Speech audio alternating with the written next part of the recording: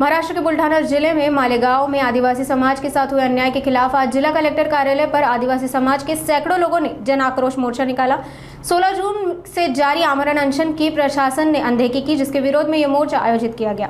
मी आता बोलल्याप्रमाणे की आमच्या पक्षप्रमुखांनी या मोर्चाला सहभागी होण्यासाठी आवाहन केलेलं आहे आणि उद्देश एकच आहे की महाराष्ट्र मराठी माणूस यांच्यापेक्षा काही मोठं नाही आणि म्हणून सर्व राजकीय आवेश बाजूला ठेवून नाशिकमधून आम्ही सर्व शिवसैनिक मन सैनिक हे 100% महाराष्ट्रातली पूर्ण जनता सामील होणार आहे की ज्या पद्धतीनं महाराष्ट्रामध्येच तुम्ही का पहिलीपासून हिंदी सक्ती करतात, तुम्ही आम्ही 5वी पासून हिंदी शिकलो होतो आणि याची गरज काय, फक्त काहीतरी केंद्रात भाजपचं सरकार मोदी शाह यांचं ऐकून हे सर्व नाटक सुरू आहे।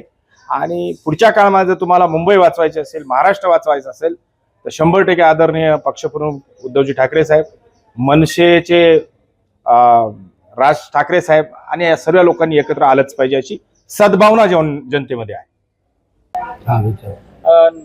मुंबईमध्ये जो मोर्चा होणार आहे त्यासाठी सेना मनसेचा एकत्र मोर्चा होणार असं समजतंय। आता या मोर्चासाठी नाशिकहून काय तयारी आहे, किती पदाधिकारी जाणार आणि तुम्ही एकत्र जाणार? खरं तर जो काही प्रश्न आपण विचारलेला आहे, मुंबईमध्ये जो मोर्चा होणार आहे तो मराठी माणसाच्या न्याय हक्कासाठी किंवा जी हिंदीची सक्ती आहे सरकार लावतं त्याच्या विरुद्ध तो मोर्चा आहे।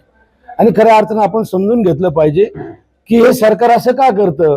तो माझ्यासारख्याला प्रश्न पडतो की ज्या वेळेस निवडणुका येतात, मग मुंबईच्या महापालिकेच्या निवडणुका या डोळ्यासमोर ठेवायचं आणि हिंदी भाषिक खुश झाला पाहिजे, त्याचे मतं आम्हाला पडले पाहिजे, हा उद्देश त्यांच्या डोळ्यासमोर असावा। आणि म्हणून यांनी या महाराष्ट्रामध्ये हिंदी सक्तीची करण्याचा प्रयत्न करताय। इतर राज्य बघा, तामिळनाडूमध्ये तामिळनाडू चालतंय, गुजरातमध्ये गुजराती चालतंय, पश्चिम बंगालमध्ये बंगाली भाषा बोलली जाते, त्यांच्या याच्यावर कुणी गदा आणत नाही।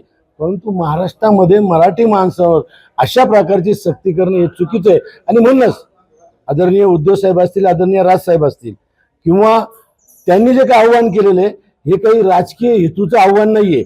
त्यांनी आव्हान याच्यासाठी केलं की या महाराष्ट्रावर मराठी माणसावर अशा प्रकारची सक्ती होतीये, हिला विरोध करण्यासाठी तमाम मराठी माणसांनी एकत्र आलं पाहिजे, ही भावना त्यांची आहे। आणि म्हणून त्यांनी आव्हान केलेलं आहे, त्या आव्हानाला प्रतिसाद म्हणून नाशिक जिल्ह्यामधून मोठ्या प्रमाणामध्ये आम्ही त्या मोर्चामध्ये सहभागी होणार आहोत। आता दुसरा प्रश्न असा आहे की शिवसेनेचे महापौर विलास शिंदे काही दिवसापासून नाराज आहेत, ते शिंदे सेनेच्या वाटेवर आहे असं बोलतात। आता खरं तर एका गोष्टीचं वाईट वाटतं की ज्यांना भरभरून दिलं, म्हणजे बबनराव घोलप 5 टर्म आमदार होते, मंत्री होते, त्यांचा मुलगा आमदार होता, त्यांची मुलगी महापौर होती, आता याच्या पलीकडे काय द्यावा। त्यांना भरपूर दिलं, बडगुजरांना भरपूर दिलं, विलास शिंदेना भरपूर 5 वर्ष गटनेते होते। खरं तर मी ज्यावेळेस शहर प्रमुख होतो, जिल्हा प्रमुख होतो, मी दरवर्षाला गटप्रमुख वेगवेगळा करायचो, परंतु हे 5 वर्ष राहिले। आणि असं असताना देखील तुमच्या मनात असे विचार येणं हेच खऱ्या अर्थानं चुकीचं आहे। आणि म्हणून या ठिकाणी अनेक नेते जाताना आम्ही बघितलेले, शिवसेना सोडताना बघितले, अनेक ठिकाणी डॅमेज करण्याचा प्रयत्न आम्ही बघितले, परंतु कुठलाही फरक पडत नाही। नाशिक जिल्ह्यामध्ये शिवसेना प्रमुखांचे विचार इतके रुजलेले आहे तर ते कुणी काढू शकत नाही। आणि यांना येत्या निवडणुकीमध्ये कळेल आपण काय चुकी करतोय, त्यामुळे ज्याला जायचं त्यांनी जावं, काही फरक